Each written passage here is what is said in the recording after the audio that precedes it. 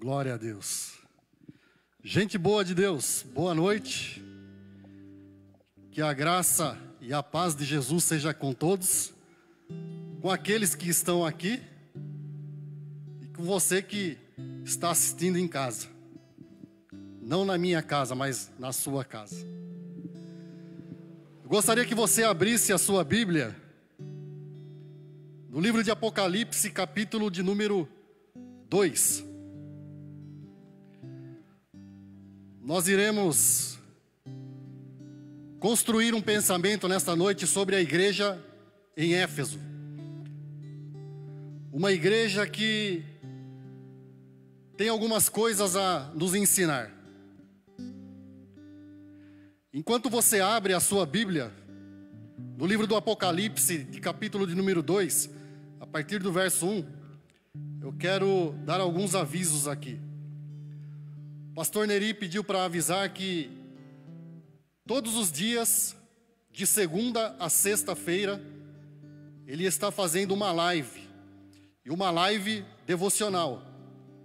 Então, de segunda a sexta-feira, todos os dias, uma live devocional com o pastor Neri, a partir das 9 horas da manhã. Também às quarta-feiras, como de costume, nós temos a nossa live, que está sendo transmitida pelo Facebook da igreja, a partir das 19h30. Cada quarta-feira com um pastor, um pregador diferente. Sábado nós temos também a live com o grupo dos jovens, dirigido pelo Rubinho e pelo Boaz, a partir das 19h30. E no domingo a nossa live costumeira, a partir das 18h30.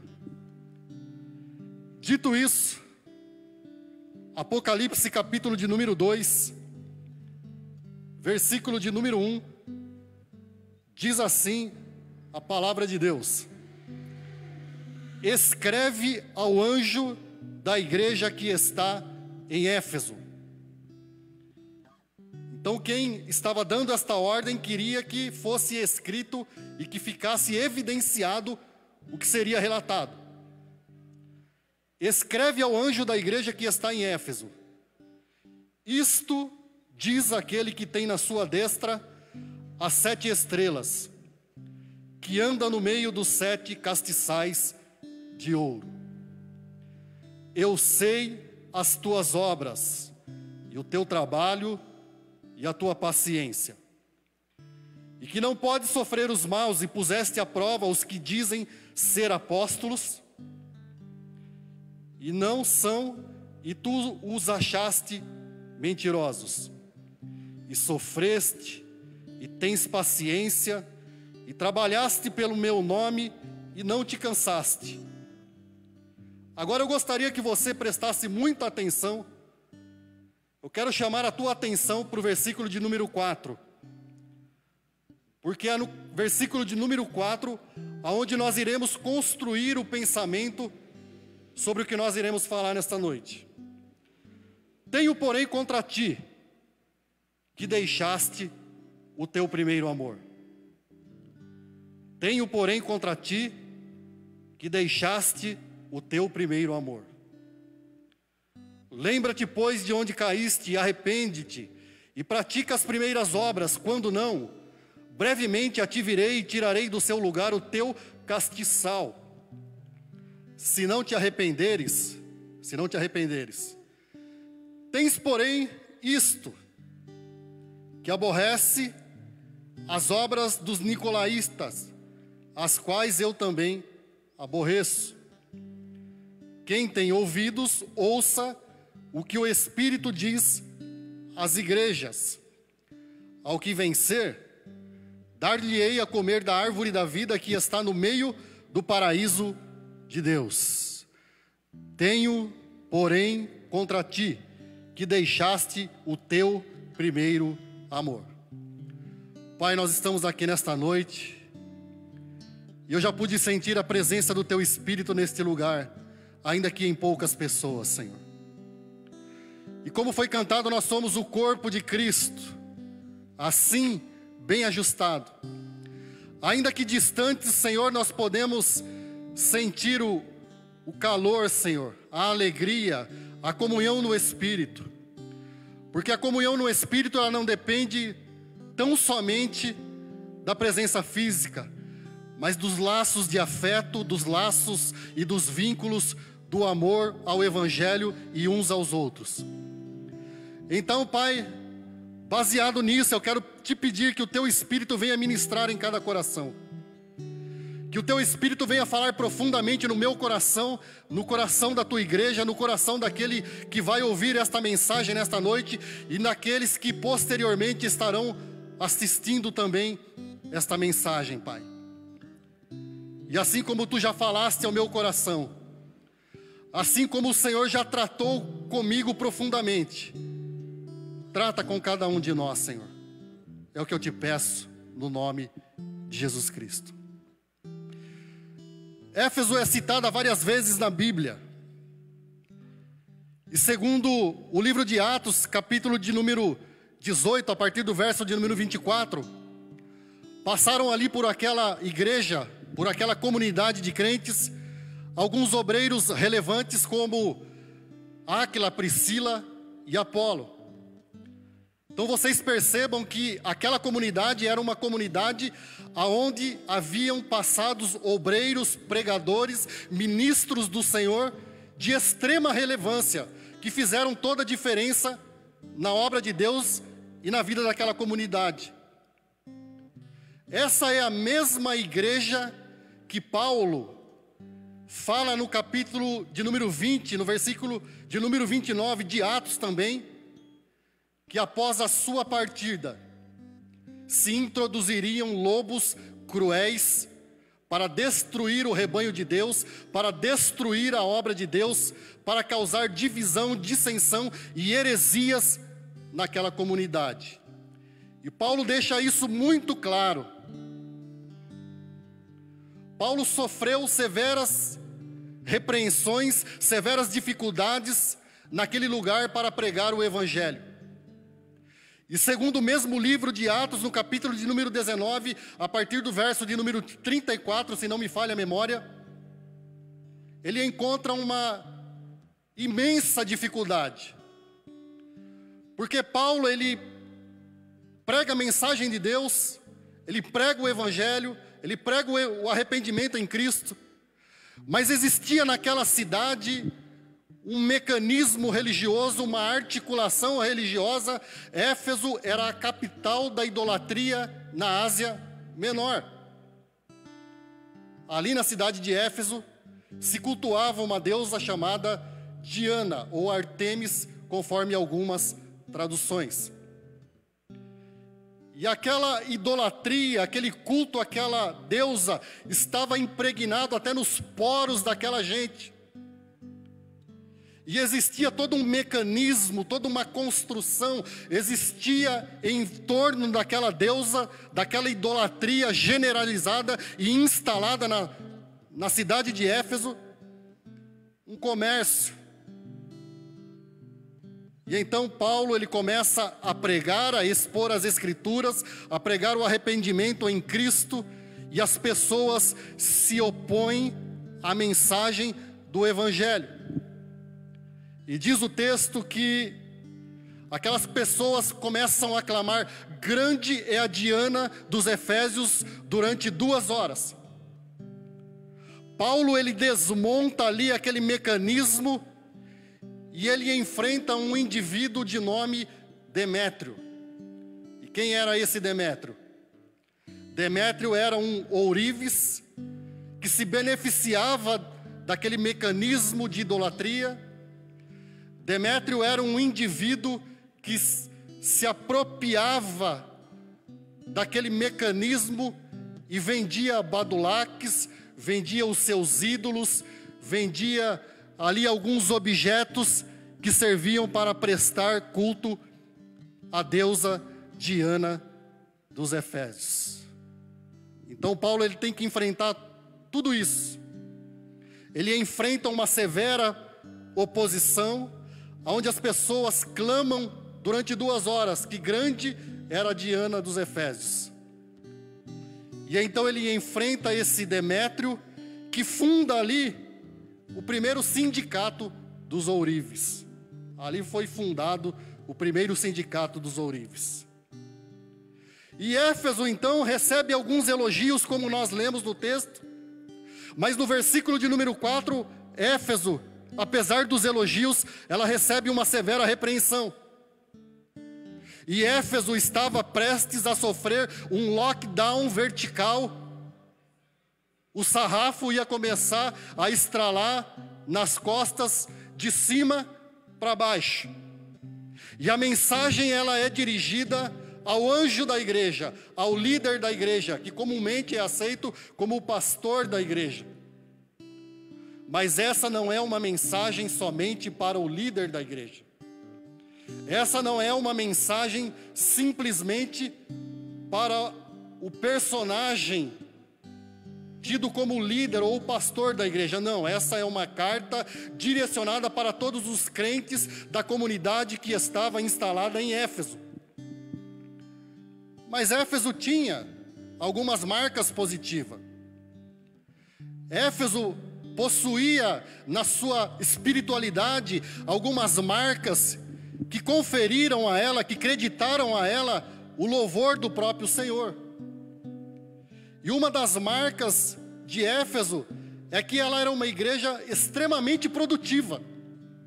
E eu vejo isso no versículo de número 2, quando o Senhor diz assim: eu sei as tuas obras e o teu trabalho. Eu conheço o que você tem feito. Eu tenho visto o teu esforço, eu tenho visto o teu trabalho, eu tenho visto que você tem se empenhado. Ou seja, fazer coisas em nome do Evangelho e em nome de Cristo não era o problema daquela comunidade. Porque ela recebe aqui um carinhoso elogio. Eu sei as tuas obras, eu conheço o teu trabalho.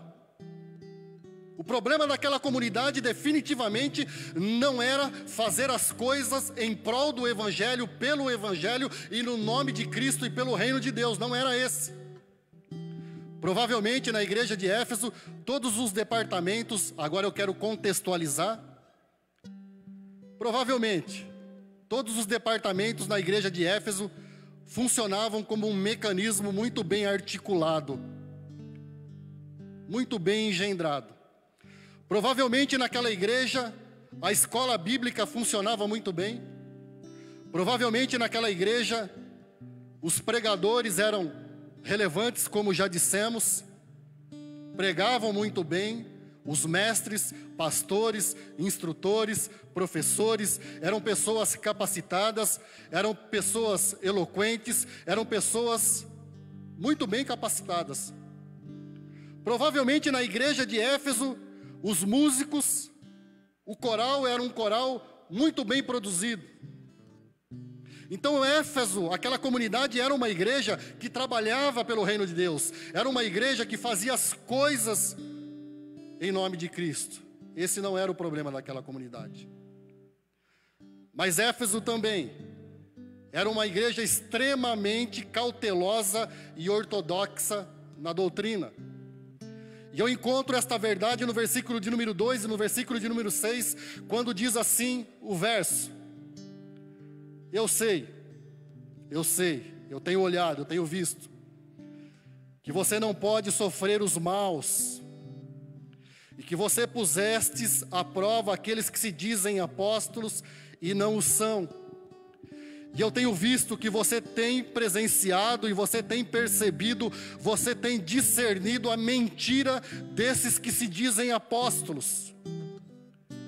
E eu tenho mais uma coisa em teu favor: que você odeia a obra dos nicolaítas, assim como eu também odeio a obra dos nicolaítas.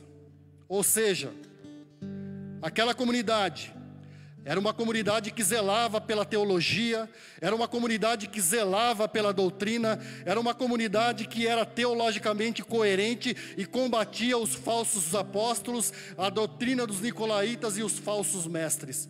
Esse não era um problema também naquela comunidade de Éfeso. E eu preciso passar uma informação de cunho teológico e histórico para nós entendermos isso aqui. Quem eram os nicolaítas? Os nicolaítas eram aqueles que dominavam o povo. A palavra nicolaítas ou Nicolau, ela vem do grego Nike ou Nike, que significa dominador, e laos ou laitas ou laicos ou leigos, que significa povo comum. E era atribuída a esse pessoal, os nicolaítas, a instituição da hierarquia dentro da comunidade do corpo de Cristo. Ou seja, esses indivíduos foram responsáveis por implantar no corpo de Cristo, na vida da igreja, a hierarquia eclesiástica. É atribuído a esse pessoal. E por que eles fizeram isso? Porque eles queriam dominar o povo comum. É daí que surgem as patentes eclesiásticas. É dos nicolaítas, é nos nicolaítas e através dos nicolaítas que começa essa dominação eclesiástica de pastor se achar melhor que diácono, de bispo se achar melhor que pastor, de apóstolo se achar melhor que bispo, e agora nós já estamos sofisticados. Aqui no Brasil nós já estamos extremamente sofisticados, porque a doutrina dos nicolaítas chegou até nós. E hoje aqui no Brasil não é somente mais apóstolos. Nós já temos paipóstolos, nós já temos patriarcas. Daqui uns dias nós teremos vice-deus, semideus, querubim ungido e assim por diante. Esses nicolaítas, eles instituíram essa hierarquia eclesiástica, desfazendo do povo comum da igreja, querendo ser uma casta diferenciada para dominar sobre o povo, para dominar sobre a igreja, para dominar sobre os mais simples. E aqui deixa eu chamar a atenção dos meus colegas de ministério. Meu irmão, nós não temos privilégios nenhum por sermos pastores, bispos, apóstolos, mestres, aqueles que pregam a palavra de Deus. Nós não temos méritos algum. Se essa vaidade está dentro do teu coração, eu te convido a tirar isso de dentro do teu coração e da tua alma nesta noite. Porque isso é obra de nicolaíta, isso foi instituído com os nicolaítas lá atrás, e isso tem perdurado pelos séculos, e chegou até nós. E hoje, ministros se acham melhores que o povo comum, e nós não somos melhores que o povo comum da igreja, nós somos povo, somos corpo de Cristo também. Nós não somos melhores que ninguém. E Jesus disse assim: depois de vocês terem feito tudo, considerem-se como servos inúteis. Eu tenho uma boa notícia para você, meu colega de púlpito, meu amigo de púlpito, você que se acha todo vaidoso por causa do seu título de bispo, pastor, apóstolo, paipóstolo, semideus, querubim ungido. Eu tenho uma notícia muito boa: você não passa de um servo inútil a serviço do reino para a glória de Deus. É só isso. Mas a igreja de Éfeso também tinha mais uma característica positiva. O versículo de número 3 diz que ela era uma igreja extremamente virtuosa. Porque diz assim o texto: e sofreste, e tens paciência, e não te cansaste. Eu tenho visto que vocês têm sofrido, eu tenho visto que vocês têm tido paciência, eu tenho observado que vocês não têm se cansado. Ou seja, aquela comunidade era uma comunidade que não desanimava com facilidade. Aquela comunidade era uma comunidade que não jogava a toalha e não pendurava as luvas e a chuteira com facilidade. Mas era uma comunidade aguerrida, era uma comunidade guerreira, era uma comunidade que sofria as implicações do Evangelho e da sua fé em Cristo. E aqui eu preciso explicar para você também o contexto histórico e teológico. Porque, como eu já disse no começo, aquela cidade, ela girava em torno do mecanismo da idolatria em cima de Diana dos Efésios. E quem não andava, quem não operava, quem não caminhava segundo as engrenagens daquela idolatria, segundo os mecanismos daquela religiosidade idólatra de Diana dos Efésios, teria sérias restrições no seu convívio social, porque estaria impedido de, muitas vezes, de comprar e de vender, ou seja, teria sérias restrições econômicas e sociais.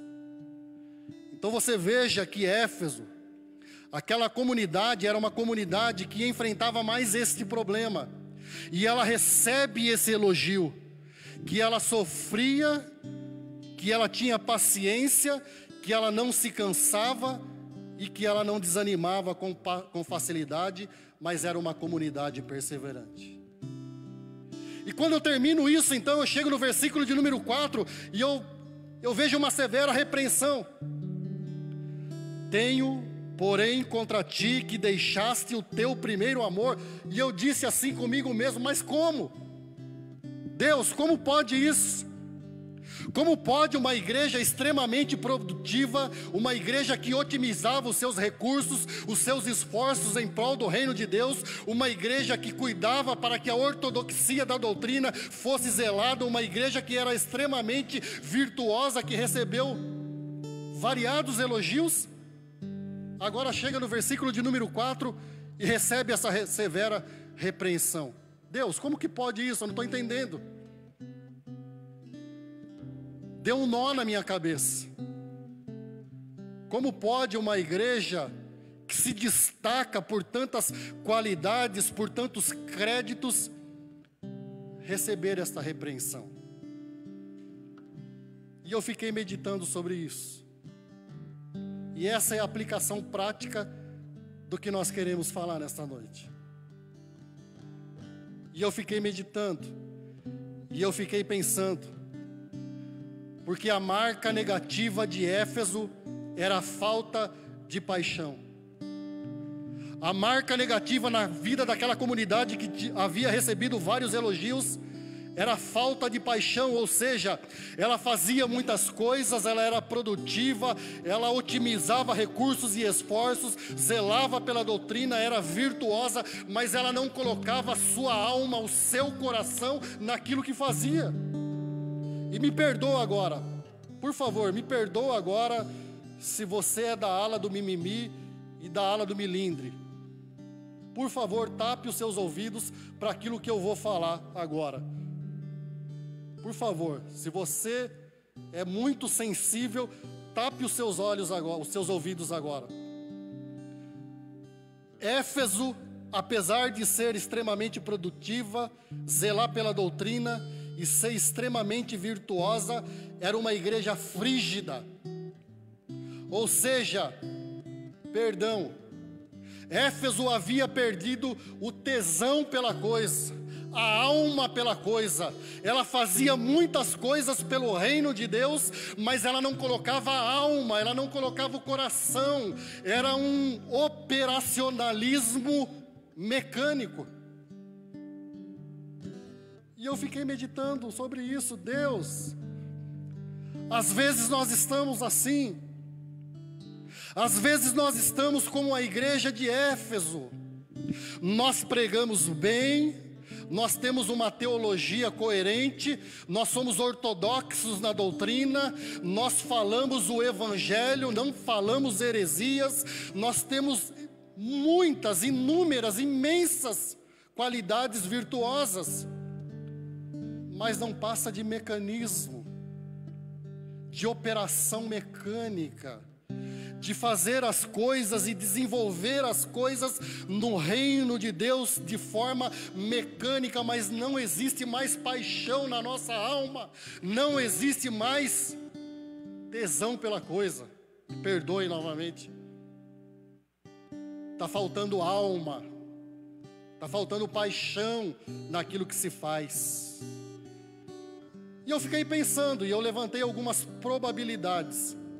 Eu disse: Deus, por quê? E eu refleti em algumas probabilidades do porquê uma igreja tão elogiada foi tão criticada. E a primeira dela é que Éfeso era uma igreja que simplesmente cumpria a tabela. Ou seja, Éfeso era o tipo da comunidade que fazia as coisas por obrigação, no piloto automático. A falta de paixão na vida daquela comunidade fazia com que ela operasse de forma mecânica, por obrigação. Ou seja, eu tenho que bater o meu cartão na igreja hoje, eu tenho que picar o meu cartão na igreja hoje, eu tenho que marcar presença na igreja hoje, mas não passava de mera obrigação. Aquela comunidade, ela havia ligado o piloto automático e cantado como Zeca Pagodinho: deixa a vida me levar, vida leva eu.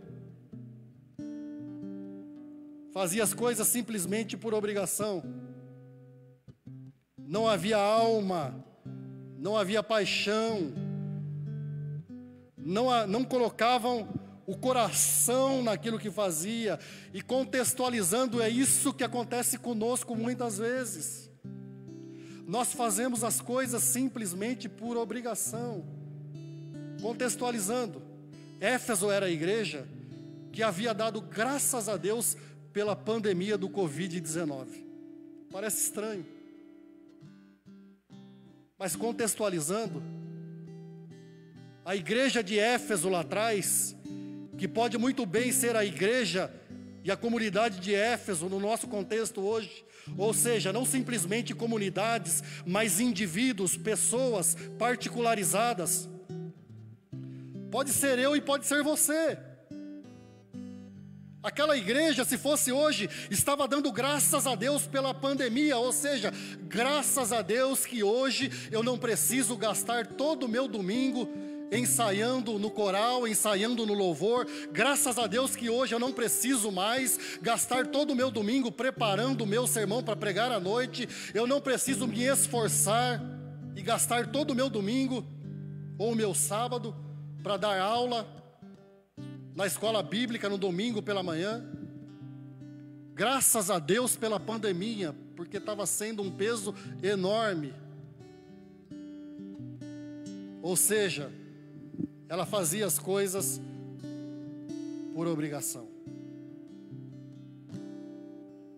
A segunda coisa e a segunda possibilidade e probabilidade do porquê uma pessoa, ou uma igreja, ou uma comunidade, ou aquela comunidade, ela operava de forma mecânica e com falta de paixão, é porque ela queria manter a própria imagem. Ou seja, aquela igreja, ou a igreja do nosso contexto, ou pessoas do nosso contexto, ou indivíduos do nosso contexto, muitas vezes querem manter a própria imagem.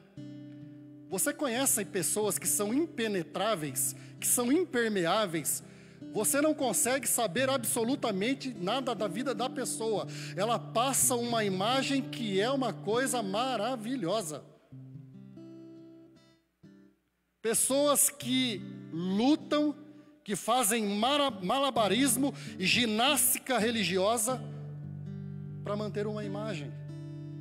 Essa é uma segunda probabilidade. Aquela igreja, ela não queria se expor a especulações da sua espiritualidade. Ela não queria perder o status. Ela não queria que as pessoas olhassem para ela e pensassem algo de negativo. E por isso ela produzia, por isso ela era coerente com a doutrina, por isso ela era extremamente virtuosa.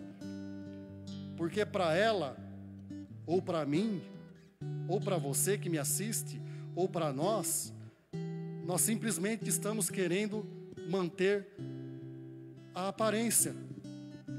Isso é uma probabilidade do porquê uma igreja, uma comunidade, um indivíduo faz muitas coisas para o reino de Deus, porque quer manter a aparência, não quer que as pessoas pensem: olha, ele está fraco na fé, olha, ela está fraca na fé, olha, está desviado, está desviada, não. E a pessoa então se entrega à ginástica e ao malabarismo, à performance religiosa, para que as pessoas não olhem de maneira torta para elas. E assim nós temos no púlpito pregando, assim nós temos no púlpito cantando, assim nós temos nas cadeiras assistindo muitas pessoas que querem simplesmente manter a aparência. É como um casamento de fachada. Você já viu aqueles casamentos de fachada onde o casal ele até dorme no mesmo quarto? O casal até dorme no mesmo ambiente, mas já não dorme mais na mesma cama. Já não dormem mais no mesmo leito. Eles frequentam o mesmo ambiente porque eles precisam passar uma imagem para a sociedade, para a família, para os filhos, que está tudo bem, mas não está tudo bem.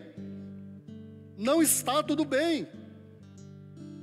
E hoje é um dia de conserto, de fazer uma reflexão e de analisar: será que eu estou operando? Será que eu estou trafegando? Será que eu estou na minha espiritualidade como a igreja de Éfeso, simplesmente querendo manter a aparência?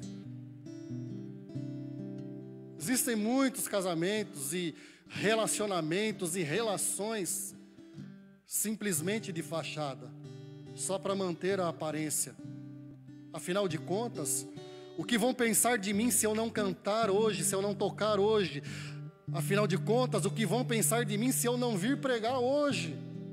O que vão pensar de mim se eu não der aula na escola bíblica pela manhã no domingo? O que vão pensar de mim se eu não comparecer aos cultos de quarta? O que vão pensar de mim? A preocupação dessa pessoa é o que as pessoas vão pensar de mim. Mas deixa eu te dizer uma coisa: você tem que pensar diferente, tem que fazer uma correção de rota, tem que fazer uma correção no seu GPS espiritual. Não é o que as pessoas vão pensar de você, mas é o que Deus vai pensar de você. Porque isso é o que importa, isso é o que vale a pena, o que Deus está pensando de mim. O que as pessoas pensam não importa.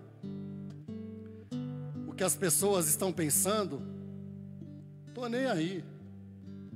Eu tenho que estar preocupado com aquilo que Deus pensa de mim, com aquilo que o Senhor está pensando de mim.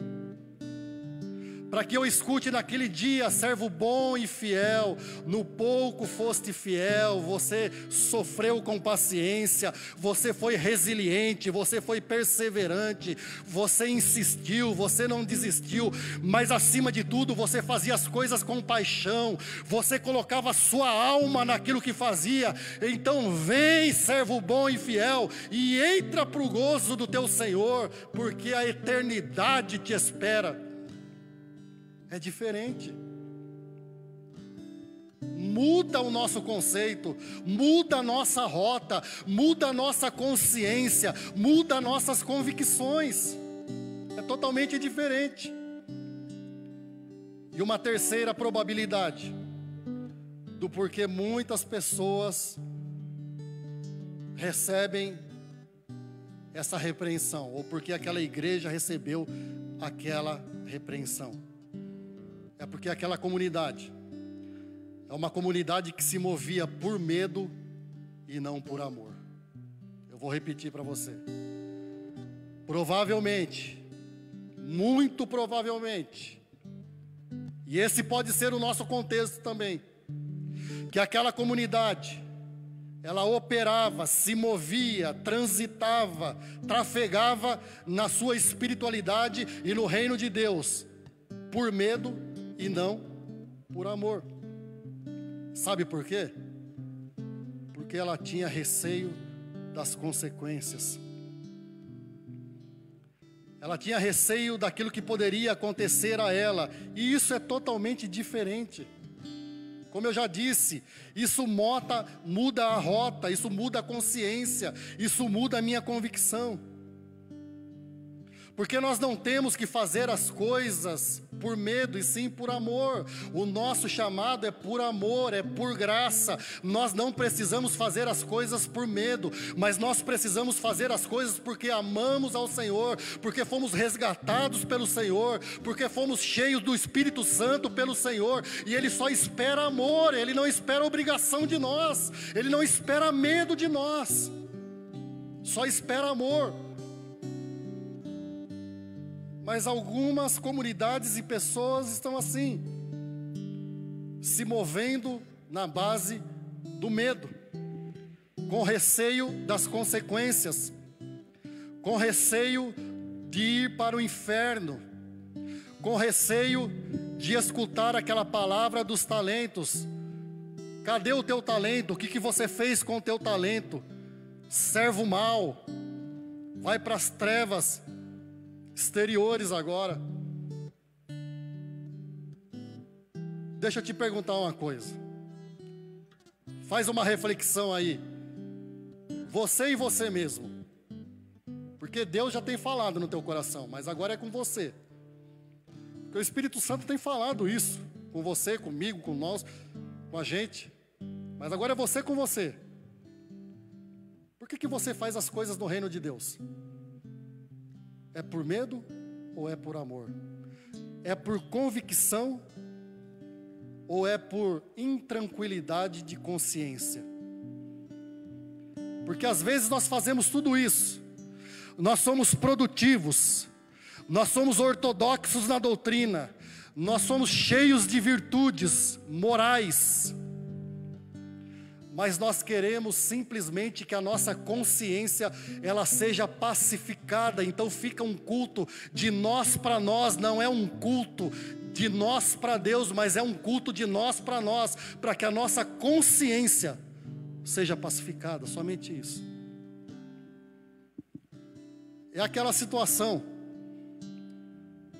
das crianças antigas, e eu sou dessa época, creio que a maioria aqui deva ser, das crianças que faziam as coisas por medo da mãe. Eu tinha uma mãe abençoada. Ela tinha métodos pedagógicos extremamente eficientes. E ela me apresentava esses métodos pedagógicos todas as vezes que ela me mandava fazer algo dentro de casa. E ela deixava ali a primeira lição, chinelo. Segunda lição, bambu. Terceira lição, cinto com fivela. Quarta lição, quarto método pedagógico, cabo de ferro. E eu fazia. Mas fazia não por consciência de ajudar a minha mãe, porque ela precisava de ajuda. Fazia não com consciência de ajudar a minha mãe, porque eu a amava, e eu a amava. Não, eu fazia por medo. E eu vou te dizer uma coisa, meu irmão. Tinha duas coisas que era a antessala do inferno para mim. Lavar vasilha de leite. Sabe aquele leite que ficava incrustado? E eu lavava aquela vasilha com ânsia. Aquilo era a antessala do inferno para mim. E passar cera poliflor no chão. Quando eu vejo o nome poliflor, quando eu escuto o nome poliflor, o motoqueiro fantasma entra em mim. Eu ficava possuído. Parece que o motoqueiro fantasma se apossava de mim e saía fogo pelas ventas todas as vezes que ela me mandava encerar o chão da casa, o chão de casa com aquela maldita cera poliflor. E você que já é da geração dos 50 para frente sabe do que eu estou falando, até um pouco menos. E então ela inventava de fazer eu encerar o chão justamente nos dias em que eu tinha que fazer educação física na escola. E a poliflor era motivo de bullying na minha vida. Poliflor eu não aguento, eu não posso ouvir o nome poliflor. Era motivo de bullying. Porque eu encerava o chão, e Quando eu não encerava os cantinhos, ela pegava gentilmente pela orelha e colocava a cara lá no cantinho que não havia sido encerado, e ela fazia encerar. E depois de terminado aquele trabalho, de passar poliflor no vermelhão do chão, as minhas mãos estavam vermelhonas, e os meus joelhos estavam também vermelhões. E então eu chegava na escola e era motivo de bullying. E os meus amigos, eles diziam assim: e aí, branquinho, tá avermelhado agora? E aquilo me deixava profundamente indignado, profundamente aborrecido. Eu era o motivo do bullying da molecada na igreja, por causa da maldita da poliflor que me sujava as mãos e os joelhos. Mas eu fazia, porque eu tinha medo das consequências. Eu fazia porque eu já tinha experimentado os métodos pedagógicos da minha mãe. Eu sabia que doía, eu sabia que eu iria sofrer. Então eu fazia, por medo e não por amor. E às vezes nós estamos assim, fazendo por medo e não por amor. Fazendo porque nós temos medo do inferno, de sermos cobrados dos nossos talentos. E então Éfeso está com uma sentença e um julgamento pré-agendado no versículo de número 5, que diz assim: brevemente virei a ti e removerei do seu lugar o teu candeeiro. Olha só o julgamento que estava pré-agendado para aquela comunidade. Brevemente eu virei a ti e removerei do seu lugar o teu candeeiro. Ou seja, Éfeso, comunidade que está instalada em Éfeso, vocês fazem muitas coisas pelo meu nome. Vocês são muito produtivos e otimizam recursos e esforços no meu reino. Vocês são ortodoxos e coerentes na doutrina. Vocês são extremamente virtuosos na moral, na moralidade. Mas presta atenção, porque brevemente eu virei a ti e removerei do teu lugar o teu candeeiro, ou seja, eu vou tirar de vocês aquilo que traz prestígio, eu vou remover de vocês aquilo que promove o status, eu vou remover de vocês aquilo que simplesmente é aparente, e então as pessoas verão quem realmente vocês são. Porque tudo que está encoberto, diz a Sagrada Escritura, há de ser revelado. Eu vou tirar aquilo que te dá autoridade, aquilo que te ilumina, aquilo que te dá brilho, aquilo que te dá posição diante da sociedade e das pessoas. Eu vou tirar aquilo do qual você se orgulha, essa produtividade, essa coerência teológica, essa virtuosa, essa sua virtude moral. Eu vou tirar tudo isso de você, e as pessoas vão ver quem realmente você é. Então se cuida, porque vai ser breve, não vai demorar. E a pergunta que fica então é a seguinte: eu devo deixar de ser produtivo, coerente na doutrina e virtuoso? Não, absolutamente não. Não é essa a questão.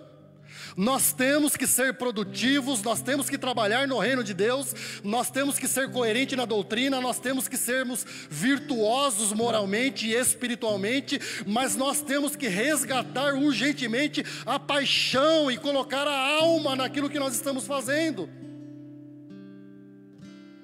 Mas como eu resgato a paixão? Como eu coloco novamente a minha alma naquilo que eu estou fazendo? Essa é a pergunta, e o texto nos dá a resposta. O texto diz assim: primeiro, lembra-te de onde caíste. Ou seja, traz à memória as pequenas coisas que te fizeram esfriar na fé. Traz à memória, faz uma reflexão, faz uma viagem interior e traz à tua mente, à tua memória, aquilo que te fez esfriar na fé, aquilo que fez você perder a alma, aquilo que fez você perder a paixão por fazer as coisas. Lembra-te de onde caíste. Você lembra, você sabe. Você sabe quais foram as seduções que prevaleceram sobre a sua espiritualidade. Você tem noção do que seduziu você a ponto de fazer você esfriar na fé. Você sabe. Então lembra, é o conselho. Lembra de onde caíste. E arrepende-te, continua dizendo o texto. Arrepende-te. Chora pelas causas, não chora pelas consequências. Porque eu já tenho dito aqui algumas vezes que o arrependido é aquele que chora pelas causas, é aquele que tem a consciência da causa e não da consequência. É o filho pródigo. O filho pródigo, ele lamenta pela consequência. Sim, ele lamenta. Ele percebeu que ele tinha feito besteira, que ele havia virado um trapo de homem, de ser humano. E ele diz assim: quantos trabalhadores do meu pai estavam numa situação melhor? Ele lamenta pela consequência, mas ele vai mais a fundo. Ele faz uma reflexão mais profunda dentro de si.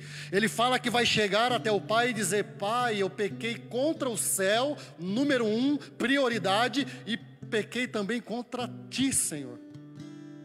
Você percebeu a diferença? Consegue perceber que é uma mudança de rota, uma mudança de consequência? Porque o arrependido, ele chora pela causa. E não porque ele vai para o inferno, não porque ele vai sofrer, não porque vai doer, não porque Deus vai pesar a mão, não. O arrependido de fato, ele chora e ele lamenta pela causa, a priori.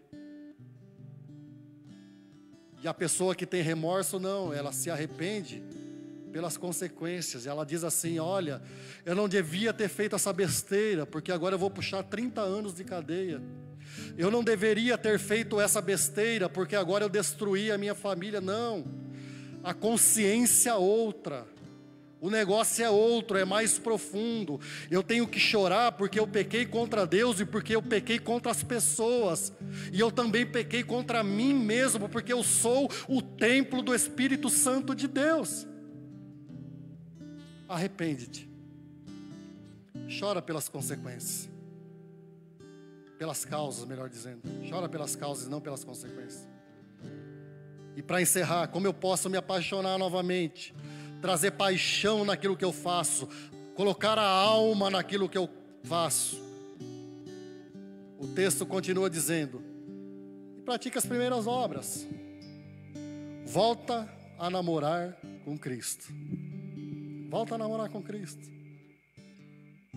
Sabe aquela situação daqueles namorados novinhos, que o cara, para conquistar a menina, ele leva um buquê de flor, ele compra um presente, e ele faz de tudo para ganhar a atenção da pessoa em que ele está interessado? Pois é, faz isso de novo. Depois de 10 anos de casado, o cara já não leva mais um maço de flor, um ramalhete de flor. Ele esconde um pé de alface atrás das costas e leva para a mulher fazer de salada na hora do almoço e na hora da janta. Então, meu irmão, volta a se apaixonar de novo por Cristo. Volta a namorar com Cristo. Coloca a alma naquilo que você está fazendo. Coloca a paixão. Não faça simplesmente por obrigação. Sim, nós devemos ser produtivos. Sim, nós devemos otimizar recursos e esforços. Sim, nós devemos ser coerentes com a doutrina. Devemos ser ortodoxos com a doutrina. Sim, nós devemos ser virtuosos espiritualmente e moralmente. Sim, mas nada disso tem valor se não tiver alma, se não tiver paixão, se não tiver coração, nada disso tem valor. E para terminar, ele diz assim: ao que vencer. Ao que vencer. Vencer o quê? Isso que nós estamos dizendo aqui. Vencer isso que nós temos falado aqui. Ao que vencer, dar-lhe-ei a comer da árvore da vida que está no paraíso de Deus. Ao que vencer.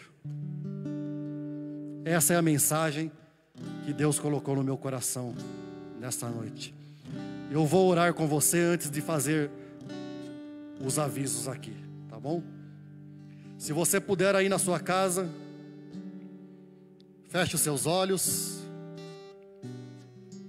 reflita naquilo que foi falado, peça misericórdia a Deus e diz: Deus, eu tenho feito muitas coisas, tenho sido extremamente zeloso, farisaicamente zeloso, faço muitas coisas, evangelizo, dou aula, canto, prego, faço caridade social, sou extremamente virtuoso, mas está faltando paixão na minha alma, está faltando paixão no meu coração para fazer as coisas para o Senhor. Eu perdi a paixão, Senhor, e eu não quero fazer as coisas por obrigação, para manter imagem. Eu não quero fazer as coisas por medo, eu quero fazer as coisas porque eu te amo, como nós cantamos, me derramar, me entregar na tua presença, fazer o que eu tenho feito, não por obrigação, mas porque eu te amo, Senhor, em nome de Jesus. Pai, trata conosco nessa noite, tira de nós essa falta de paixão, Pai. Tira de nós simplesmente fazer as coisas mecanicamente, por obrigação. Nós não queremos fazer malabarismo e nem ginástica religiosa para te agradar e nem para manter a aparência diante da igreja e da sociedade. Nós não queremos isso, Senhor. Nós queremos fazer tudo porque amamos o Senhor. Então vem, Espírito de Deus, vem, Espírito Santo de Deus, e trata com o nosso coração. Vem, Espírito Santo de Deus, e trata com a nossa alma. Vem, Espírito Santo de Deus, e trata com a nossa consciência. Vem, Espírito Santo de Deus, e enche as nossas vidas do teu amor, da tua graça, e acende em nós, Senhor, uma poderosa fogueira da tua presença e do teu poder, em nome de Jesus, Senhor. Vem, Espírito Santo de Deus, acende a chama que está pequenininha, sopra, Espírito Santo de Deus, em nome de Jesus, em nome de Jesus. Glória a Deus. Eu vou dar um aviso e nós já estaremos encerrando. No sábado, dia 13, ou seja, o próximo sábado, será transmitida a live para casais com o pastor Aderson, pelo Facebook da igreja, a partir das 19h30. Pastor Aderson já esteve aqui, né? Então a live no sábado não terá o culto dirigido pelos jovens, dirigido pelo Rubinho e pelo Boaz, mas vai ser o culto de casais, provavelmente, a live, né? De casais, provavelmente direcionada pelo Luciano e pela Andréia, a partir das 19h30. Então não se esqueça, sábado, 19h30, live para casais. Vamos encerrar esta reunião. Tem mais algum aviso? Algum aviso? Vamos encerrar a reunião. Pai, obrigado por esta noite, obrigado pela tua palavra, obrigado pela presença do teu Espírito. Nós queremos te agradecer, Senhor, porque o Senhor nos ama. E é porque o Senhor nos ama que o Senhor está ministrando essa palavra no meu coração, porque o Senhor tratou comigo, o Senhor falou comigo. Em primeiro lugar, o Senhor tratou com a minha vida, aparou algumas arestas, mas eu sei que o Senhor está tratando também com algumas pessoas, Pai. Então nós queremos te agradecer, Senhor. Muito obrigado por esta noite, por aqueles que estão assistindo, pelos meus irmãos que estão aqui, fazendo com que essa live seja feita, seja transmitida. Eu agradeço, Senhor, por tudo, mas acima de todas as coisas, te agradeço pela tua salvação e pela presença do teu Espírito na minha e na nossa vida, em nome de Jesus Cristo. E que o grande amor de Deus, que a graça de Jesus Cristo, nosso Senhor e Salvador, e que a comunhão e consolação do Espírito Santo de Deus seja com todos, agora e sempre. Se você puder dizer amém, diga agora amém, amém e amém. Deus te abençoe. Até quarta-feira, em nome de Jesus. Fica na paz do Senhor.